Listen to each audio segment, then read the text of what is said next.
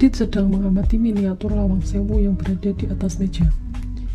Jika kita perbesar gambarnya, menurut kalian, apakah bentuk dari atap tersebut?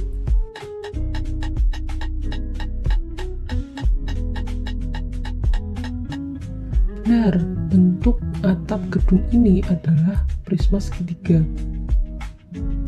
Mari kita pelajari lebih dalam tentang prisma. Sejak zaman kuno, bentuk prismatik sudah sering dijumpai dalam kehidupan sehari-hari, seperti pada atap rumah. Bangsa Mesir kuno misalnya menggunakan bentuk prisma segitiga dalam beberapa struktur kecil dan dekoratif. Di Babilonia, bentuk prisma digunakan dalam perkiraan volume dan pembagian lahan. Dalam matematika Yunani kuno, istilah prisma pertama kali digunakan oleh Euclid, seorang ahli matematika legendaris. Dalam bukunya Elements, Euclid mendefinisikan prisma sebagai bangun ruang padat yang dibatasi oleh dua bidang sejajar yang sama dan beberapa bidang persegi panjang yang menghubungkan keduanya. Jadi, prisma adalah bangun ruang dengan dua sisi sejajar dan kongruen yang disebut alas dan tutup, dan sisi tegak berbentuk persegi panjang. Seiring perkembangan zaman, para ilmuwan mulai mempelajari berbagai jenis prisma, mulai dari prisma segitiga, prisma segi empat, dan prisma segi lima, dan seterusnya. Nah, bangun ini dipelajari lebih lanjut dalam ilmu geometri, termasuk oleh matematikawan Islam seperti Al-Khariji dan Nasir al-Din al-Tusi, yang menggunakan bentuk-bentuk ini untuk menjelaskan konsep volume dan pengukuran ruang. Pada pembelajaran matematika, prisma memiliki 4 sifat. Yang pertama, yaitu bentuk alas dan tutupnya kongruen atau sama dan sebangun. Lalu setiap sisi bagian samping dari prisma itu berbentuk persegi panjang atau jajar genjang, memiliki rusuk tegak maupun rusuk tidak tegak. Setiap diagonal bidang pada sisi yang sama memiliki ukuran yang sama. Nah, berikut ini merupakan jaring-jaring dari prisma. Selanjutnya, mari kita selesaikan soal berikut. Nah, sebelum menyelesaikannya, mari kita rumuskan terlebih dahulu apa yang diketahui dan ditanyakan. Yang diketahui yaitu panjang sisi alasnya, yaitu 5 cm, tinggi alasnya 8 cm, dan tinggi dari prisma, yaitu 15 cm. Lalu ada luas atap dari lawang sewu yang sesungguhnya, yaitu 265 meter persegi. Lalu 1 meter persegi atap itu sama dengan 10 genteng keramik dan harga satuan gentengnya Rp5.000.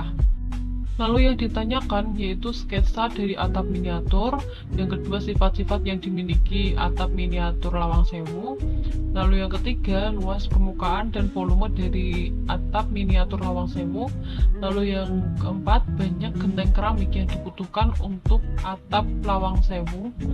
Yang terakhir yaitu apakah benar biaya untuk membeli seluruh genteng keramik adalah Rp2.800.000. Selanjutnya kita akan menjawabnya dari soal yang A, yaitu gambar sketsa dari atap miniatur lawang sewu. Ini merupakan sketsa dari atap miniatur lawang sewu. Lalu yang selanjutnya yaitu sifat-sifat dari atap miniatur lawang sewu. Yang pertama, bentuk alas dan tutupnya kongruen atau sama dan sebangun. Lalu yang kedua, setiap sisi bagian samping dari atap miniatur lawang sewu tersebut memiliki bentuk persegi panjang atau jajar genjang. Lalu yang ketiga, memiliki rusuk tegak dan tidak tegak. Lalu yang keempat, setiap diagonal bidang pada sisi yang sama akan memiliki ukuran yang sama. Lalu untuk soal selanjutnya yaitu menghitung luas permukaan dan volume dari atap miniatur lawang sewu. Sebelum menghitung volume dan luasnya, kita akan mencari luas dari segitiga dan keliling dari segitiga atau alas dan tutup dari atap miniatur lawang sewu tersebut. Untuk luas dari segitiganya, rumusnya setengah dikali A dikali T. A itu merupakan panjang alasnya dan T itu merupakan tingginya. Lalu kita substitusikan nilai dari alasnya dan tingginya, yaitu setengah dikali 5 dikali 8. Hasilnya yaitu 20 cm persegi. Nah, selanjutnya kita akan menghitung keliling dari segitiga. Untuk keliling segitiganya sendiri, rumusnya sisi A ditambah sisi B ditambah sisi C. Karena panjang sisi dari segitiganya adalah 5, maka kita substitusikan nilai dari 5-nya. Itu 5 ditambah 5 ditambah 5. Hasilnya yaitu 15 cm.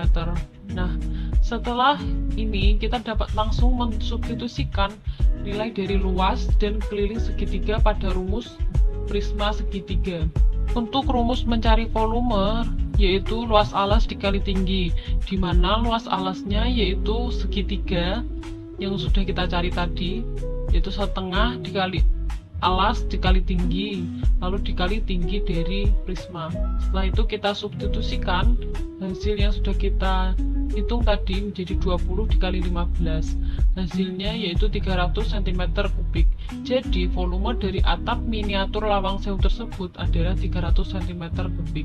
Untuk menghitung luas permukaan dari atap miniatur lawang sewu tadi, rumusnya yaitu 2 dikali luas alas ditambah keliling alas dikali tinggi. Setelah itu kita substitusikan, karena luas alasnya tadi sudah kita hitung dan hasilnya yaitu 20 dan keliling alasnya 15, maka kita substitusikan menjadi 2 dikali 20 ditambah 15 dikali 15. Nah, yang berada di dalam kurung ini kita hitung terlebih dahulu menjadi 40 ditambah 225. Hasilnya yaitu 265 cm persegi. Jadi luas permukaan dari atap miniatur lawang sewu tersebut adalah 265 cm persegi.